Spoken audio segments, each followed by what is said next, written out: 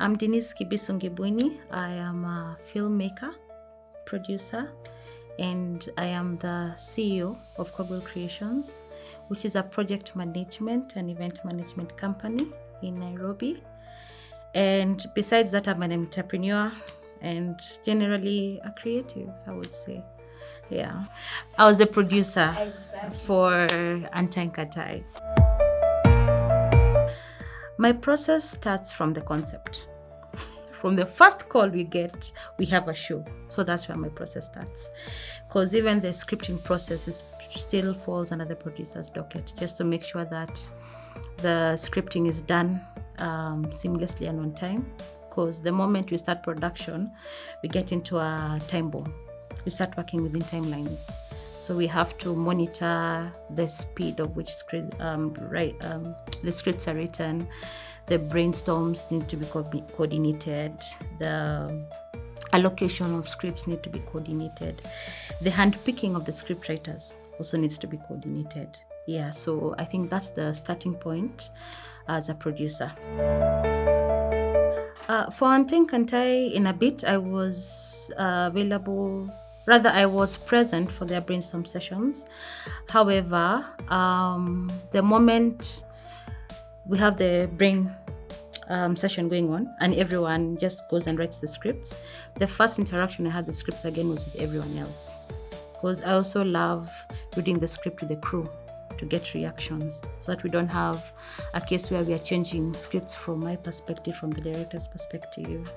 Yeah, so that was the second time now I was interacting with the script writers when we were doing the read-through. Okay, the moment we get the scripting off my slate, because that happens concurrently with everything else, the next process is to sit down with the line producer and understand the budgets, what we're working with. And then we start allocating and selecting crew, the different departments, bringing in the HODs, getting to know what's the look and feel we want for this film, and then getting the right people to get the job done. So the moment we select that, we come together, hoping that by the time we are coming together to sit down, the script is ready. Because we can't start working without a script. So the very first contact we have together is when the script is ready. And then from then on now, we start allocating duties based on the deliverables per department. Yeah. So there are different categories in in production. There's a line producer, there's a production manager, there's a producer. So at Philip specifically, Davis is the one who handles the budgets, so it gives me flexibility to now handle the production as is, because it's a bit strenuous having to work with the budgets and still work with the daily operations of the production. So we kind of sort of split the two so that we are able to track our expenses in real time. So after that, then we move now to the actual recce's. Because the thing about having read the script, I remember, I forgot one very important thing. There's one thing we do at Philip, we always improve from the last job that we do. So this time around, we asked everyone in the department to go and do their pitch decks according to how they understand the show. So the next meeting we had with the crew was for them to pitch their understanding of the shows. That means the wardrobe needed to think through the wardrobe of all the main actors. We had the production designer. This time around, we had a production designer. They were the one guiding us on the look and feel of the world that we're going to create as in overally what we're going to bring together for this particular show that we're doing. We have makeup, the look and feel of everyone. That needed to be pitched so that by the time we move forward into actual pre-production, everyone was on one page. So I felt like this new addition kind of sort of brought everyone into synchrony on how we're going to move forward and the world that we're creating. So now by the time tulikuwa tunaingia Reki, we already knew the world that we wanted. So we brought in a locations manager and we started skirting around for the locations of the world that we wanted to create. So that took around a week for that to happen, so that people start designing the concept based on the different locations that we have. Because you see, even with wardrobe, I don't know if you see my backdrop with my top. As in, there are so many things in film that need to be considered based on the locations that we have. So that then immediately after Reiki, now we move into the actual productions where wardrobe goes into shopping, or styling. The sets are built. The cameras are also outsourced based on the look and feel that we want. The editors have gone into their own research on how we want to edit the final look and for the show. Yeah, so everything pretty much, the balls have started rolling in the different departments. So remember when I told you we are coming to pitch? I'll take you back a little bit. Yes. That's the point. I also pitched some actors. So in the pitch deck, based on the characters that have been written in the script, you start proposing people who are going to, play different roles. I know per role of my... I had many main actors. Untying Kantai. Yeah, and then support actors that they all needed to be brilliant actors, because this was a very brilliant script. So I know I had at least 5 people per category. And usually how we do our casting is that we don't do open door auditions. It's a bit hectic. So what we do, we sort of like handpick people, and then we send them the sides, and then they record themselves and send it. So usually when that happened, I'll take you back. When we were pitching, then I started sending out the sides for actors to start recording themselves. So when I pitched the actors and the crew was like, okay, these are good. Now I went ahead to start sending the sides. So when I started receiving the sides, I bring together the director, the script writers, and a few crew members to watch the audition tapes that have been sent. Yeah, and tuanze ku shortlist to know who and who. Out of the 5, I remember we remained with like 3 or 2 per category, that now we moved on to a physical interview and a recording. So we, as a producer and casting director, I watch a lot of content from Kenyans.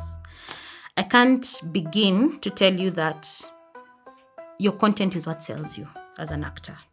I watch local shows, I watch stage shows, I watch TVCs, and that's where I normally get a lot of, Instagram, TikTok, and that's where I usually get a lot of ideas, who to bring on board. So that's your profile, and your social pages are pretty much your profile or a portfolio, So you come and put, but there's the thing. Just because you're putting content out there doesn't guarantee that you're a performer. So we don't close it at that.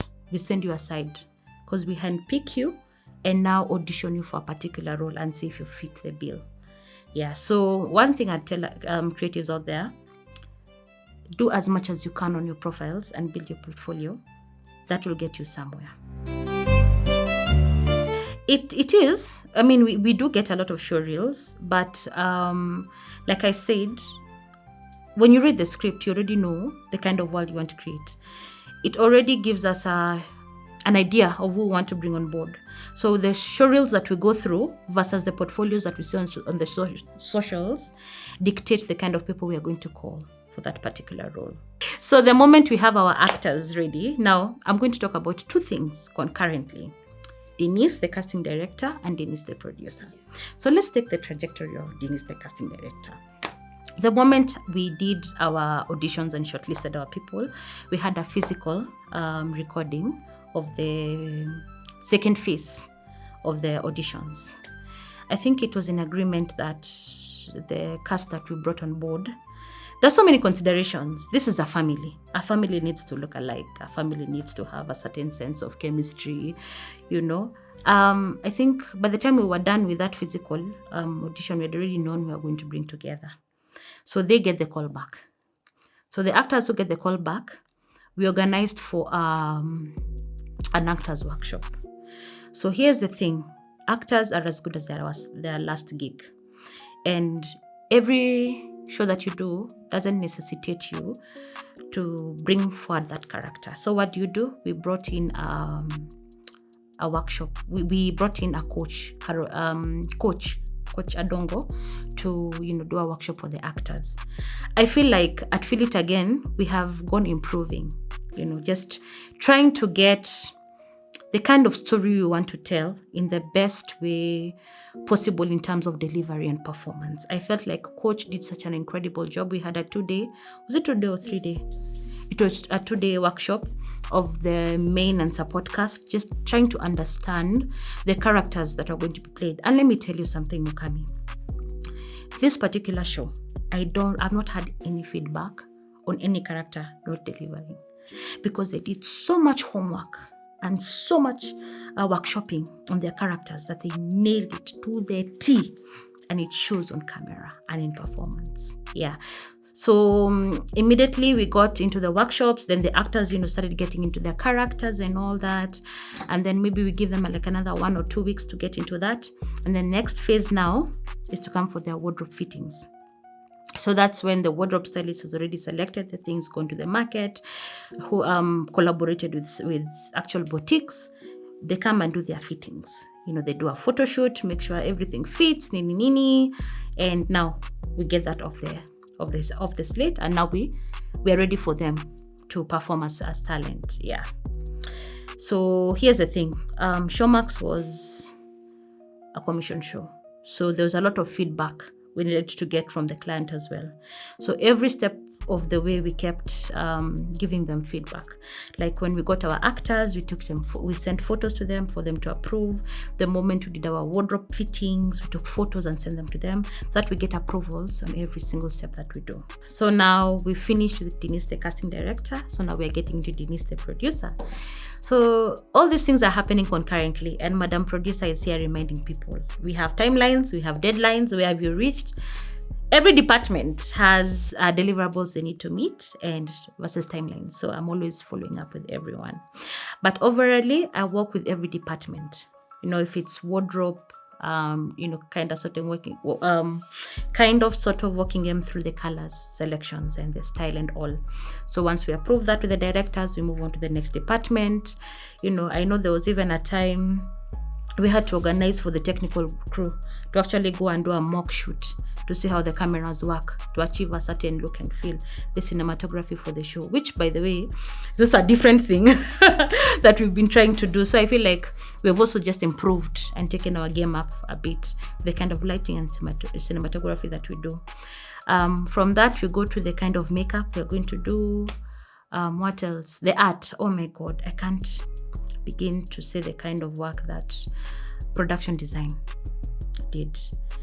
If I'm to tell you, they got a typical house in Ngong Road, tore down the house and created a whole set you wouldn't believe. You would think that house was like that. No, they repainted. They put wallpaper. We bought furniture. We bought dressings for the house. But if you take a before and after pic of that space, you're like, aye, And I would give up to the art department team led by, Nancy, our production designer. They did an incredible job. So those are the kind of things that we also sort of supervise, make sure that we meet our budget. We don't bust our budgets. We still stick to the timelines. Yeah. And then, I think the biggest department at that point is also art.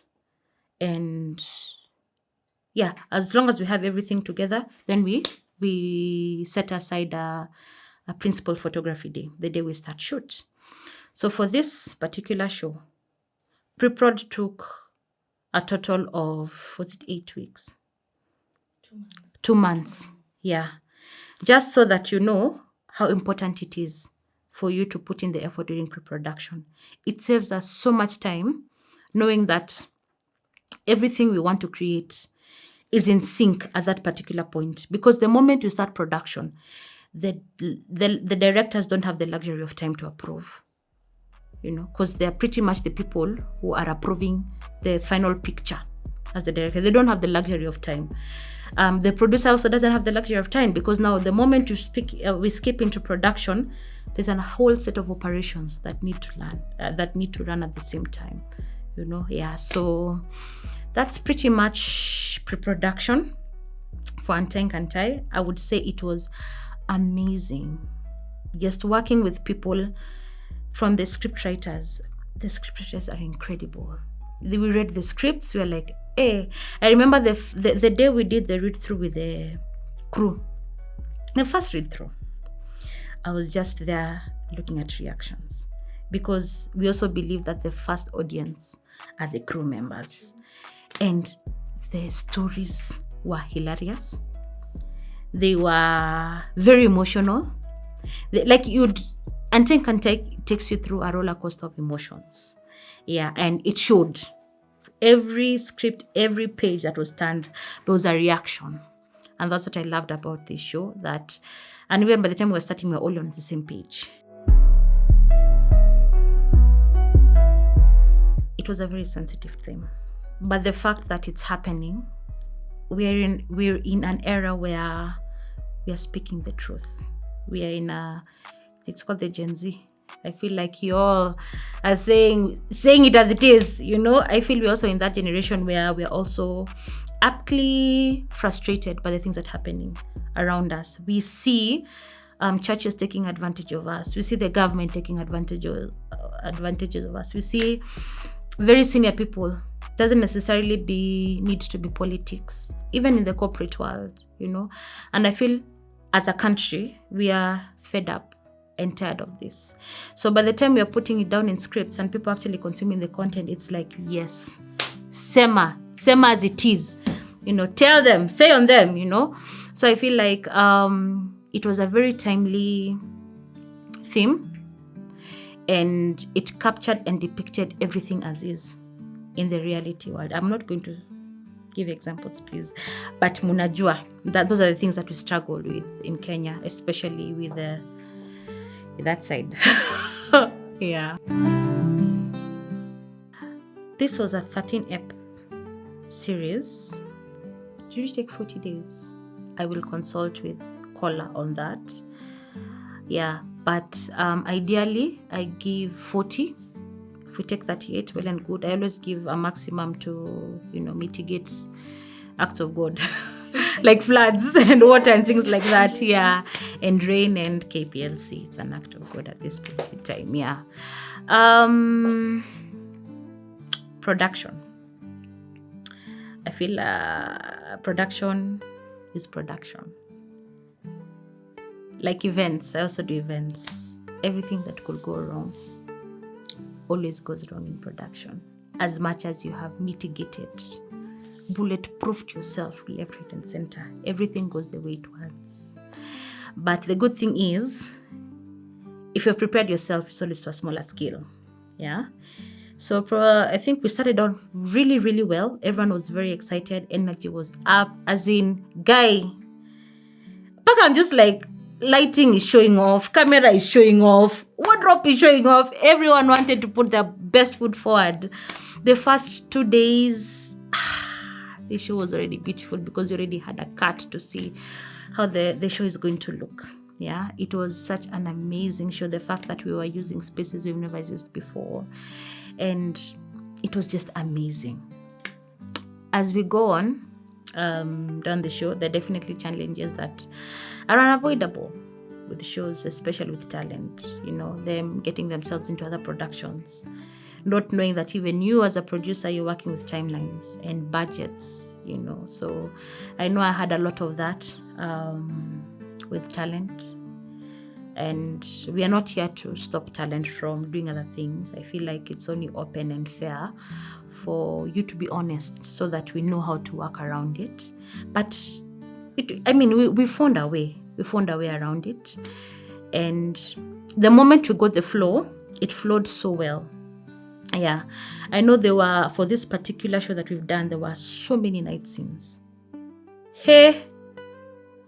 The number of times we were giving people afternoon call times for overnight scenes. We had to think, as a producer, you have to think through so many things, so many things. The cold, the weather, running tea, things like that. But overall, we had already prepped the actors for that. I know there's also things like intimate scenes. We had to coach actors around that. We had to get closed door sets for such scenes. And above all, I feel the production went very seamlessly, despite the little challenges here and there. But I would say we had an incredible show. First of all, Mogami, productions are very expensive. I don't want to get to a point where we are shooting in the bundos and somebody comes to the camera. Mi nitalipa camera na nini, please. Sina insurance. Nambianga ati sina insurance. But I think of importance is I always think of production as my people. I wouldn't be there if I didn't have to be there. So the moment we are having, exterior night scenes, we have to think about. So let me just add something small there. In my line of career, I have a couple of things that I have upskilled, and one of them is project management. As a project manager, you have to bulletproof your project 100%. In my department, it's all about the people. I actually call it people management. So as a project manager, you have to think through everything and bulletproof your project. So one of those things actually is security.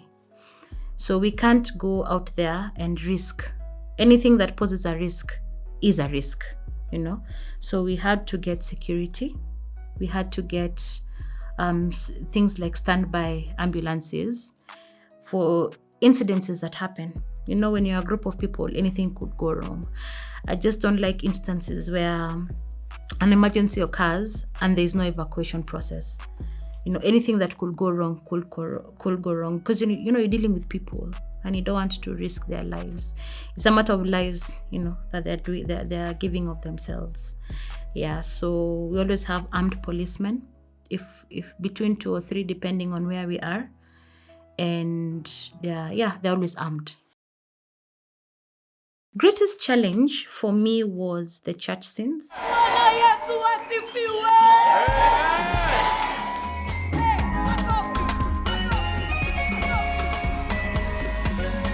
That church had over 100 people, and we were shooting the church scenes days on end, like through the night. So keeping those 100 people plus comfortable enough for them to deliver, and making sure they get home safely, making sure they're well fed, making sure they're secure. That was my biggest challenge. Hey, first of all, even getting that church. Let me tell you, you're not going to look for a church and tell them, I'm coming to shoot, but the theme doesn't favor you, So it was such a hard conversation. And I remember the very last scenes that we shot for this series were the church scenes. Tulikuwa tumekosa kanisa. Karibu tujenge tent. Until we found a solution towards the tail end. Yeah, so getting the church as a location for this particular series, and the theme was so strong, it affected my actors at some point. I remember there is Kennedy. He's meant to be killed and rolled up in papers and, put in the boot.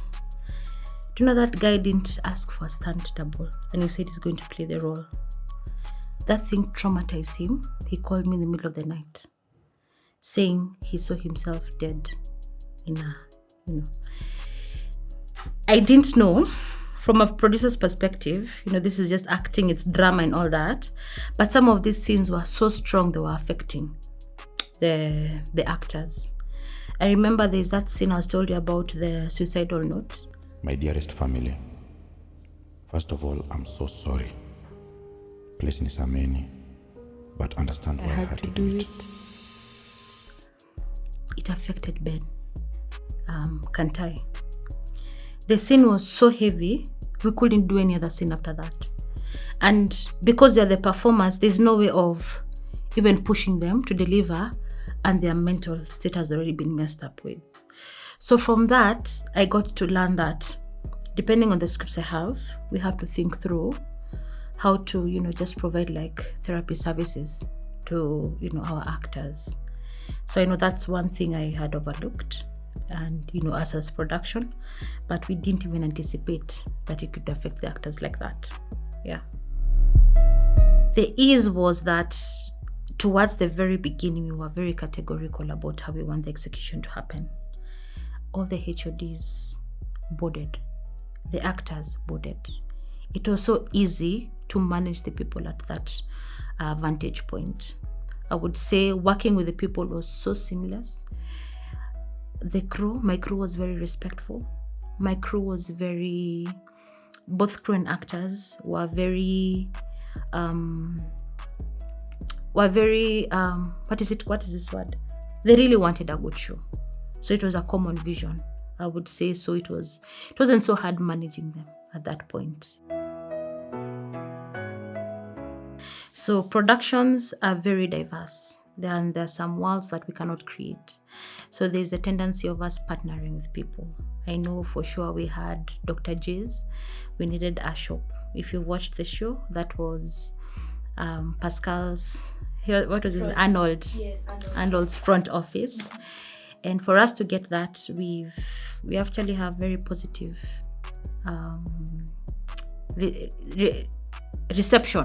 positive reception from them, because I remember we approached him and he was very okay. He's like, guys, what's in it for me as a businessman, But I'm feeling that, if you give him the exposure and the credits and he gives you the facility, that's a fair share of things.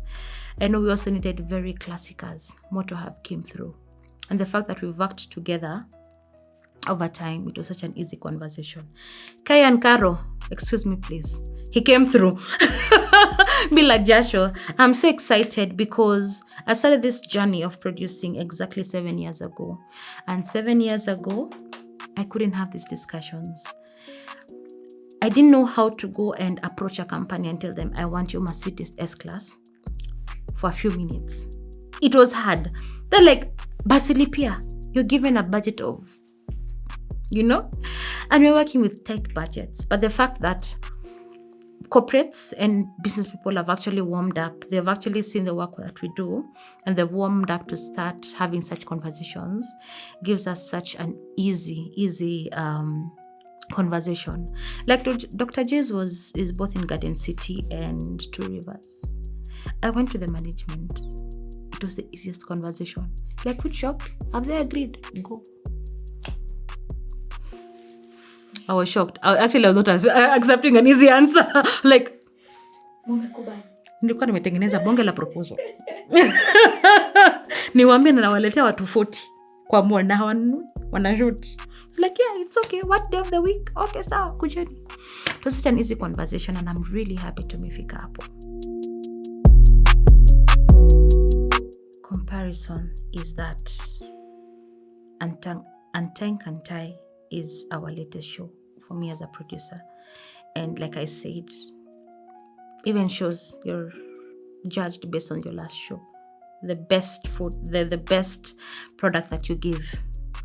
And I would actually agree and say Untying Kantai is my best show yet as a producer. Reason being, we have learned at Village Productions to take criticism and use it as a way of learning and improving. I know. When we were starting this show with Hulabalu Estate 2016, isn't it? We didn't have a production designer. We didn't have a fully kitted art department. It was wanafanya props kujeni. With time, we've gone into Sona Johnny.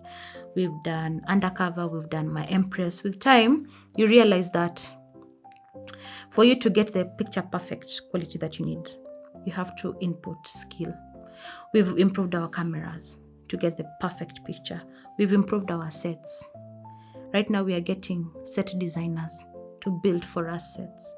We're getting a production designer to sync the world from makeup to wardrobe to, the way ideally it was the very independent departments. Right now, we've come to know that these things need to work together for them to, lighting. Who knew that production design lighting falls under that department, And from the realization of that, you've actually seen the quality of our pictures really improved, Right now, I've told you, we never used to, we've worked a lot with veteran actors, Kina Makoha. Those people rock up on stage and they do their thing. But it's because they've been in that character for over 30 years. But the kind of productions we're having right now, workshops, are actually helping the actors give better performance. We have seen the shows where we didn't necessarily workshop our actors, and the shows where we've workshopped our actors, it's very visible. Our performances are top notch. And let me tell you, even the recognition we are getting, the international accolades, the local recognition we are getting as Village Productions is based on our improvements along the way. We have gone improving. Right now, I'm just like, the next show we are going to do. Now I know we normally sit down and say, so what else are we doing differently? And those are the kind of conversations we normally have as a team. So everyone is given the ability to flex. So you've done this for so long. How are you going to do it differently this time around?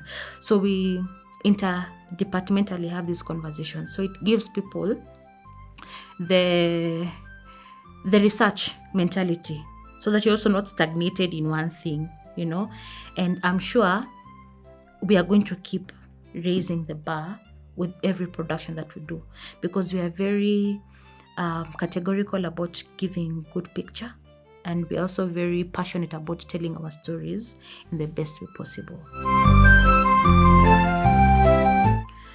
I am a very empathetic person. Yeah, I find my validation from people's happiness, and I have this thing in production where, as a leader, I always need to set myself up as a leader. I make sure my team is okay, and with that, we formed a chamber, chambers. So every morning, I make sure that the chambers doors are open. That means I'm present to listen to you. I feel like as a producer, you have to be a psychologist, you have to be a psychiatrist, or daktari, painkiller, uko nayo kwa handbag. As in, you're all in one. But for me, the most important space is making sure that all my crew members, or even my actors, are in the best mental space to perform and get their work done. Okay? So those conversations we have with them, and when they leave the chambers, feeling better, feeling lighthearted, and go and do the best, that to me gives me so much validation. Of course, there are frustrations that happen, but I have Abel, like Odolo call, and rant over. But for me as a person, that gives me so much validation, knowing that we're impacting people on a personal level for them to give maximum output. Besides that, I'm a mom of 2 girls. Munasema Gen Z, have you raised in alphas? Hapo nananga kudecompress. They make me laugh based on how they live. I have a very supportive husband. I have a team of friends out of work that gives me a space to be me. I love my alone time. Let me tell you, as much as I'm a people's person, when it comes to work, being alone is also very important for me. And that's why the moment we wrap, you'll see me after 2 weeks, because that's how I recharge. My favorite scene in this show was the culmination of emotions. Was it episode 11 or 10? Where Angel and Kantai were seated in their bedroom. And Kantai had read the daughter's suicidal note, and he was sitting down and he cried. Man! Nililia na yeye. Wewe since upoteze hiyo pension fund yako, it's like you've lost your mind. Wewe usijaribu kuniongelesha hivyo. Or what, Kantai, or what? Utanipiga? Huh? You'll make my body float down River Yolo. I'm just like, all this, he did it to make his family's life better. But it wasn't doing that.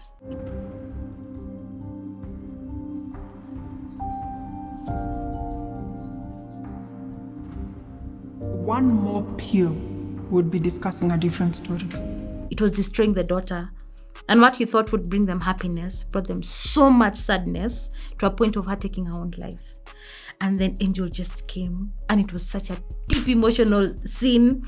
I was like, oh! It was set to fit where it was supposed to sit. And the build up to that also really played out really well. Muko na pressure. Najua Abel amesha seti dates. Abel, Maliuko, na venue. Tuko na venue, tuko na premiere date, hatuna kipindi, hatuna film. We expect a better production. Like I told you, we are in a system of Kaizen, constant improvement. I know we'll sit down and debrief and see how best to put up a show. Mimi sijui show ni gani bado. Abel, we promise now hatuna show, but it will be good. It will be better. It will be best. I'm excited to see that MRI has not died. He can't die. But he has died. No, we left it at that. It was a cliffhanger. I want to make sure that he doesn't die. That is my my biggest anticipation for season 2. Yeah. So Untying Kantai is the most brilliant show that Philip has ever made. Okay. Umepata? Kabisa. Haya, sawa.